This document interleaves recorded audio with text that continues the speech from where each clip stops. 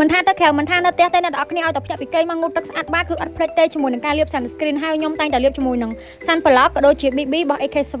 មុនពេលលាបហើយនឹងក្រោយពេលលាបគឺសឹងតែថាផ្លាស់ប្ដូរស្បែកមុខ180ដឺក្រេមកអ្នកនរគ្នាខ្ញុំនិយាយមែនចាមើលសាច់ sunblock គេគឺមានសាច់ពណ៌សសំខាន់លាបទៅគឺអត់មាន tone up អីទេចូលស្បែកអស់អញ្ចឹងណាផលិតផលរបស់ AK7 មិនប្រើតែខ្ញុំម្នាក់ទេមកផ្ទះខ្ញុំគឺប្រើសឹងថាទាំងអស់គ្នាហើយបងប្អូនមើលបានណាជាមួយនឹងសាច់ sunblock របស់គេនៅពេលដែលយើងផាត់ចូលមុខមកលាបចូលមុខមកគឺ glow glass skin ចឹងមកគឺស្អាតខ្លាំងតែខ្ញុំនិយាយមែនដឹងនិយាយថាមិនចិត្តស្អាតអីវាក្លងចាំងដូចកញ្ចក់ sunscreen ហ្នឹងគឺសំខាន់ជាងគេបងអស់ហ្មងអ្នកគ្នាស្អាតអីយើងខំលាបលេយប់ខំថែខ្លួនថែមុខមិនក៏ដោយបើសិនជាយើងអត់លាបលេការពារក្តៅថ្ងៃទេត្រូវថ្ងៃមកជួមឡើងមុនឡើងអីចឹងទៅចាចឹងហើយបាទខ្ញុំជ្រើសរើសប្រើជាមួយនឹង sunblock ហើយ BB របស់ AK7 ណាដោយសារអីគឺមាន SPF ការពារក្តៅថ្ងៃរហូតដល់ 50PA បូកអញ្ចឹងគឺការពារស្បែកមុខរបស់យើងបានល្អខ្លាំងមែនតើអ្នកគ្នាអត់ឲ្យមុខរបស់យើងជួមអត់ឲ្យមុខរបស់យើងឡើងមុនអីទេហើយលាបទៅគឺអត់មានកកនៅរនរោមស្ទះរនរោមអីទេអញ្ចឹងអត់ឲ្យអ្នកគ្នាមានមុនសាច់មុនកាមមុនអីទេ sunblock គឺមានសាច់ពណ៌សចំណែក BB វិញគឺមានសាច់គេគឺពណ៌សាច់ដូចស្បែកមុខរបស់យើងហ្មងសំខាន់ណាស្បែកយើងខ្មៅសស្អាតមិនគឺប្រើបានដូចគ្នាអ្នកគ្នាដាក់មកមានសព្រួតមានកកនៅលើស្បែកមុខទេហើយនេះគឺជាស្បែកមុខខ្ញុំបន្ទាប់ពីប្រើ sunblock ជាមួយនឹង BB របស់ AK7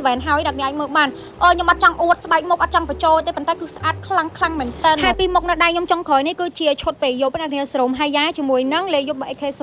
ពេលយប់ប្រើពីមុខហ្នឹងពេលថ្ងៃប្រើពីមុខហ្នឹងគឺថាស្បែកមុខស្អាតយុទ្ធនាមអស់អញ្ចឹងអ្នកគ្នាកុំភ្លេចជាមួយនឹង AK7